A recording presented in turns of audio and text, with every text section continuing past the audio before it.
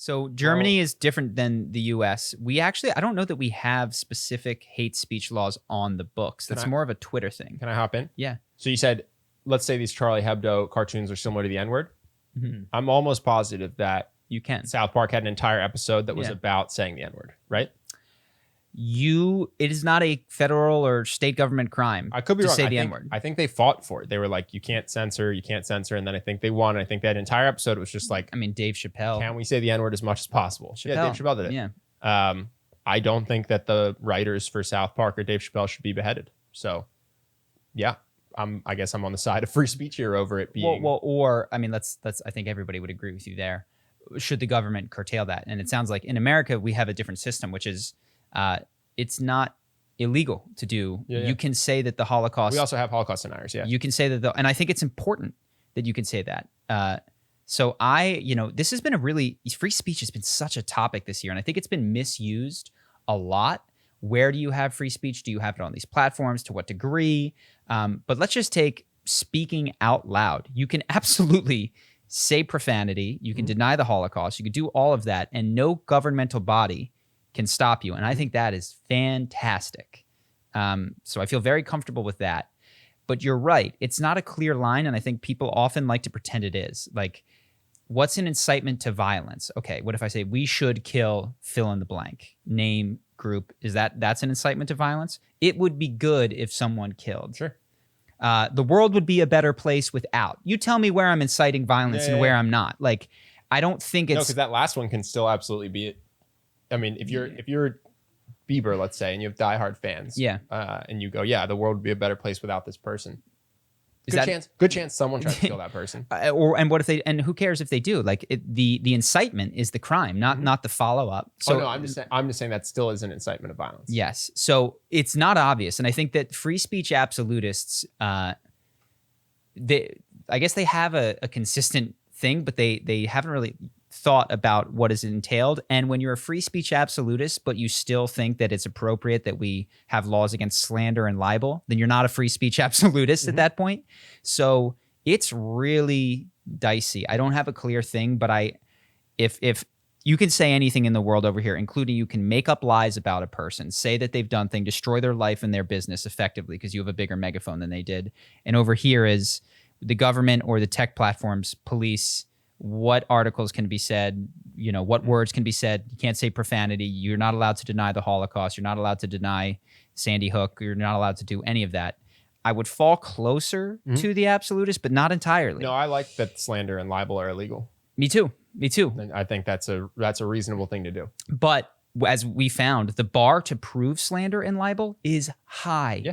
If somebody says, for instance, I think that person is a pedophile, you cannot really get them for slander or libel because they couched it in opinion. H3 did it, right? Yeah, he accidentally sicked an army on an old man because he looked like a different guy who was a pedophile. It was Keemstar in that case. Oh, was it Keemstar? It was Keemstar. But also we don't know what would have happened if he sued him. He never sued him. He never brought it to a court. But I spoke to some lawyers, and I think if you say I think you're pretty solidly protected. It's crazy. And at first I was like, this is wild, but I get it because you need people to be able to express a wide variety of opinions. But of course, what's the difference between an opinion and a fact? Okay, I think is an opinion. It seems to me I have good data that I have scientific studies show that I am 99% certain. At what point am I saying a fact? If I say I am 99.9% certain, is that an opinion or a fact? So none of this stuff is clear. And similar to the conversation we had about abortion, I think pretending that free speech is it's obvious what should be done is not clear. So even take these tech platforms. We talked about this with coronavirus. Let's pretend whatever out there, there's a new virus. It's called the coronavirus. Okay? It is lethal at an incredible level, but can be easily prevented with face masks. You are Mark Zuckerberg or Jack Dorsey. You see that catching steam are these people that are saying that it's fake. It's not real. And you believe or have good data that 100 million extra people will die if you allow these people free speech on your platforms because they're persuasive. What is to be done in that case? To me, it's I don't know. Because then you go, okay, if you're right and 100 million people will die, it seems like utilitarian. You got to go with the greater good. We shut these people up. Or say a billion. Say 1 out of every 6 humans will die as a result of this speech. Or 8 people, I guess, 1 in 8. It seems like the right thing to do. Let's say, though, in that same scenario that Mark's wrong. You know what I mean? That it's not actually that deadly. That it is, in fact, the case that the masks aren't important. That something else would do better. And we need to have that conversation.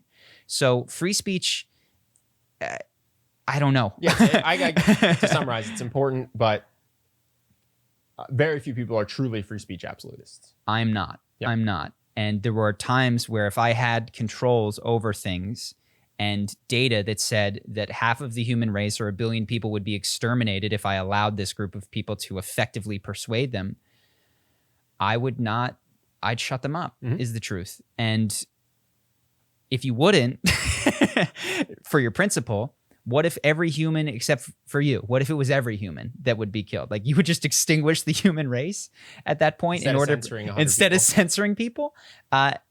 And these are the types of philosophical arguments that need to be dealt with in order to handle it. No, and people are going to say, well, that's not the case. But the point is, if that was the case, it could be and the you're case. okay with censoring them, then now the discussion isn't where censorship always being wrong. It's where's the line? Yes.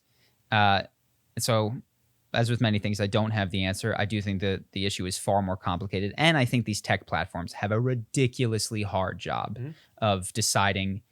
I mean, I do believe that they believe that what they're doing is right. I think they think the coronavirus is more like the coronavirus that I said, where if people say the wrong thing, there's going to be just blood on their hands. And so they're trying to do the right thing in the most cases, which to them is to shut people up. So, and very few people actually know, because very few people are virologists. So your opinion is largely based on what news you're consuming. And virologists have differing opinions. You know what I'm just saying, like most people can't even understand the literature if they dove in. They get lost immediately. So we're all just parroting opinions. Here we are. Yay. Hope that you guys enjoyed that clip. If you want to see more like this and have us do more podcasts, we are 100% funded by our generous patrons. And if you'd like to contribute, there's a link in the description, and we'll have one pop up on the screen right here so that we can do more podcasts where we have fun conversations and hopefully some deep ones like this. Either way, hope that you enjoyed the video, and I will see you in the next one.